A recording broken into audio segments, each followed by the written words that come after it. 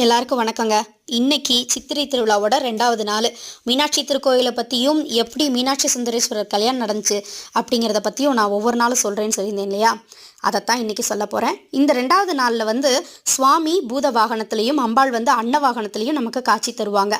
அந்த காலத்தில் கடம்பவனம் அப்படிங்கிற பேரால் தான் நம்ம மதுரை அழைக்கப்பட்டிருக்கு. இன்னும் நிறைய பேர் இருக்குது, இருந்தாலும் கடம்பவனம் அப்படிங்கிற பேரில் அழைக்கப்பட்டிருக்கு. இப்போ மீனாட்சி அம்மன் கோவில் இருக்கிற இடத்துல முதல்ல சிவன் கோவில் தான் இருந்தது. அந்த சிவன் கோவிலை ஏற்படுத்தினவர் யார் அப்படின்னா குலசேகர பாண்டியன் அப்படிங்கிற மன்னன் தான்.